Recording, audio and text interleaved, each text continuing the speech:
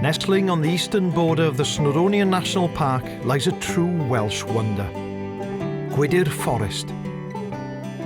A forest of beauty and tranquility. Changing seasons and the wildlife, the whole place is just quite amazing. It's a little gem. With places to explore and discover many secrets. A lot of people call it the Hidden Valley because they don't know about it as well. That's bursting with action. In a land of history. You know, with some of the footpaths we walk are hundreds of years old. They were walked by miners and villagers and people going from place to place. And they're still there. You can find them. A place walked by poets and bards. Taswn eisiau roed y goedwig mewn 3 gair, a rheini fydda antur, straeon a tymhora. Gwydir hosts a stunning patchwork of forests, paths, bridleways, fields and lakes, set amidst unspoilt towns and villages. Together they form a destination jewel for everyone to experience. But there's more to Gwydir than meets the eye. Welcome to the People's Forest. Mining, forestry and culture have all played a significant role in making the forest what it is today. Sean Sheltinger has been fascinated by the area's industrial heritage all his life. The mines in the Gwydir Forest primarily were known as lead mines, but there was zinc associated with the lead as well. But there was also a content of silver, and we're standing just above a mine working known as the Klondike Mine. The Klondike Mine was initially the mill, and they brought the lead ore down here by means of a railway and an aerial ropeway. And they utilised the water power of Girionnes Lake to run this mill. And the significance of it really is that it was actually part of quite a large scam in the early 20th century. Joseph Aspinall was a fraudster. He took the mine on when it was lying derelict in 1919. And he stated that he was going to mine a large volume of pure silver that existed in the area, and he invited people from London to come up and see the workings of his mine, which he had sprayed with glue inside and sprinkled the walls of the tunnels with pure lead to make them shimmer and shine like solid silver. He conned these people out of about £200,000 in those days, and Joseph Aspinall was put in front of the court of the Old Bailey and was given a lengthy sentence coupled with hard labour. Probably the first hard labour he'd ever done. You know, the acoustics in the mine are particularly wonderful, and the miners, when they would finish their shift and were walking maybe a mile or a mile and a half out of the tunnels of the mine, would actually sing. And these were people who were involved with the male voice choir in Llanrwst to a large extent. You could see then why they would want to sing when they were in the mine, because the sound was just so fantastic.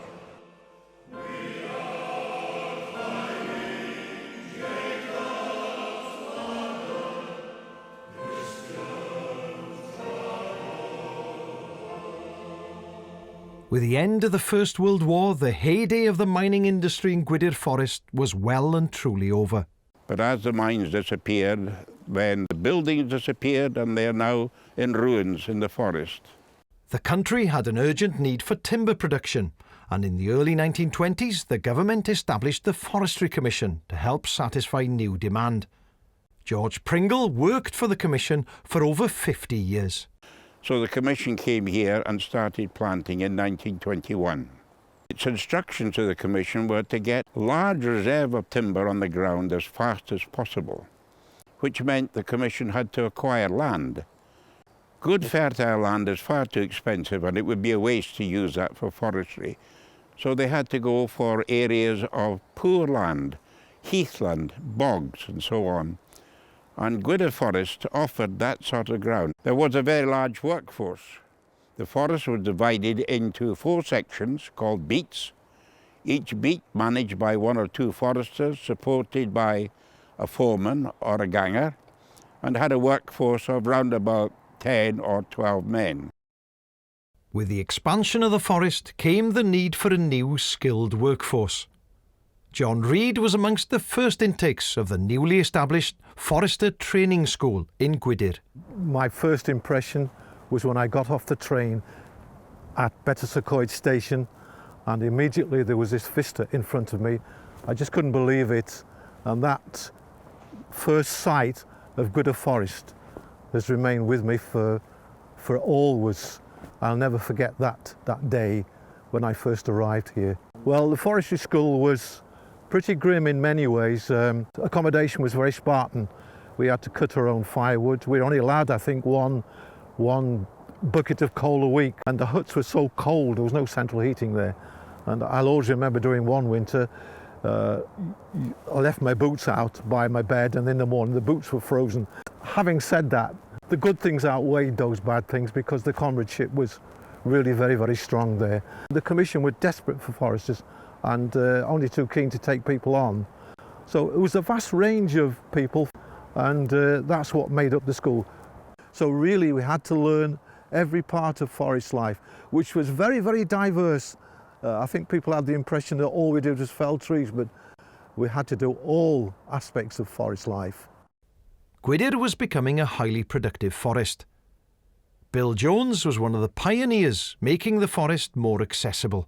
I started off when I went on the roads department. I worked for about 12 years on the rock drilling, and we came here in the mid-60s, I would say, and it was known as the Golden Mile because the amount of time and money that was spent in going through it. And as you see, it's a massive piece of rock on both sides of the road. So we had to go right to the top and start drilling our way down. Drilling, blasting, bulldozing, drilling, blasting, bulldozing, and this went on for months and months until in the end we got through.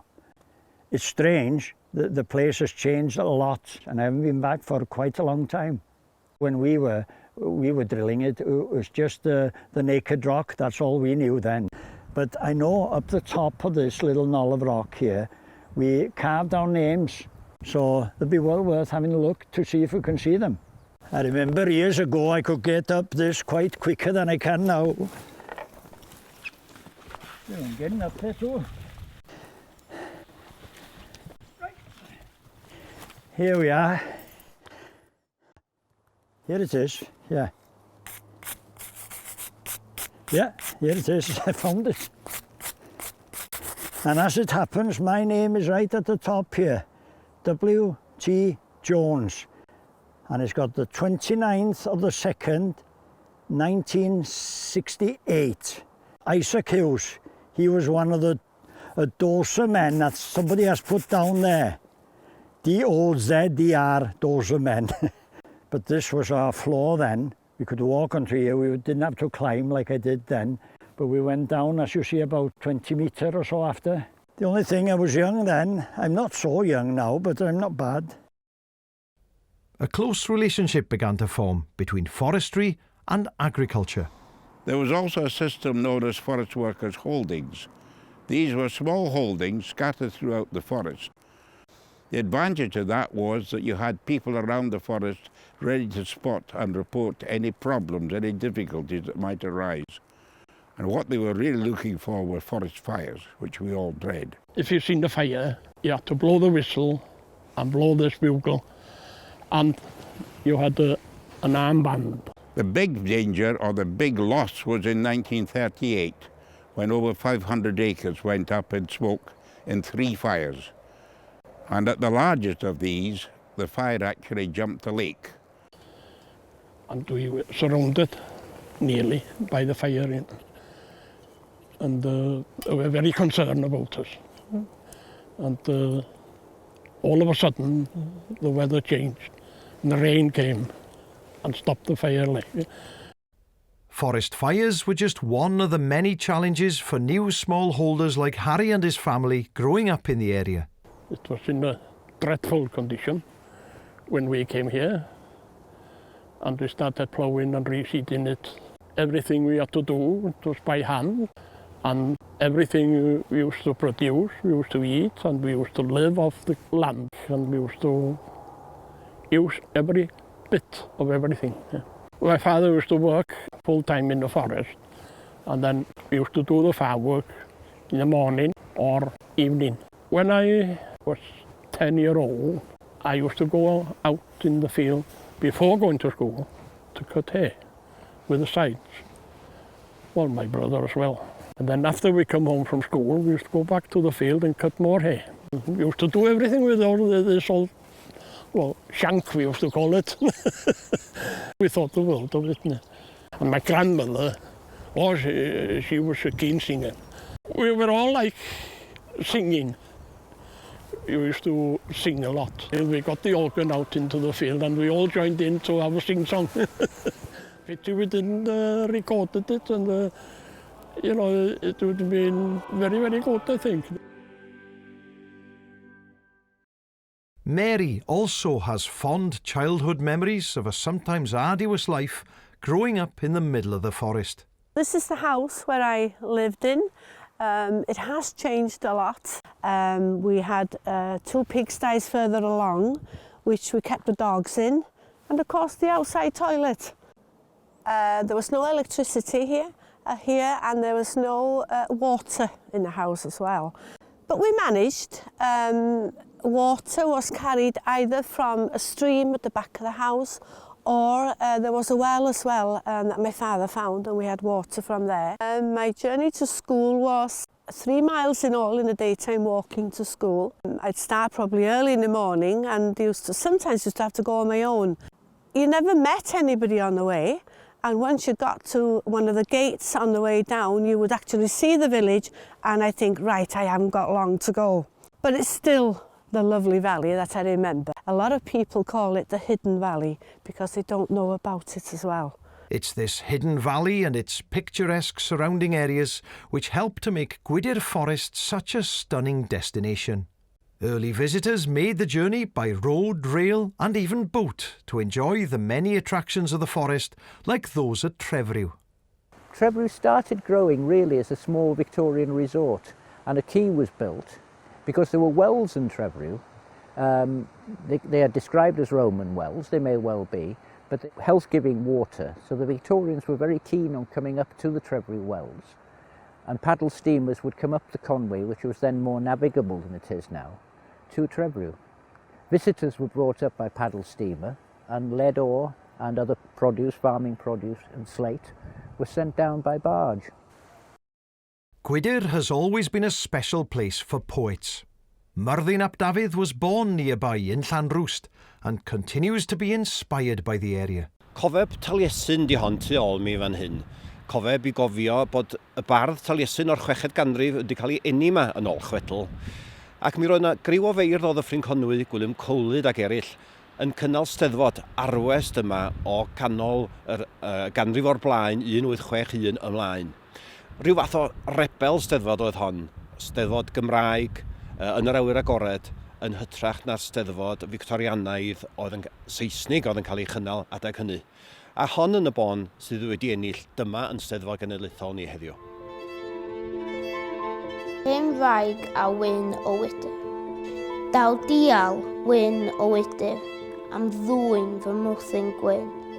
Y dydd bydd carw ar lawnt dy blas dy ddiwedd di fydd hyn. Hon di yr hen garreg oedd yn sefyll ar y gofeb, nath I ddisgyn rhyw 20 mlynedd yn ôl.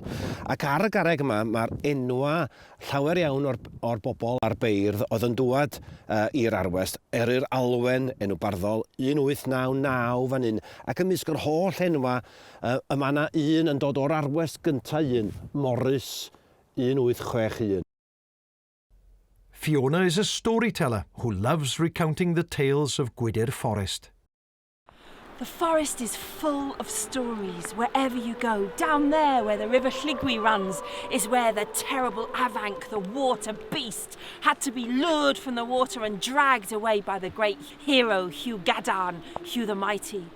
And up above is where Dafydd ap Shenkin had his lair, while he and the outlaws sheltered in the forest, the deer of the forest cropped and grazed in the square of Llanrwst itself. These days, Llanrwst is the starting point for a range of altogether different adventures. The area's many lakes and rivers provide a stunning backdrop for a range of activities and some perfect spots to reel in a catch.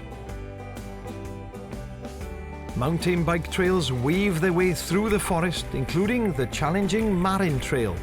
25 kilometres of red route, climbing to over 800 metres. Horse riders enjoy large areas of open access. The traditional miners' paths and tracks make it easy for visitors to explore the breathtaking landscape, along with many long-established forest walks.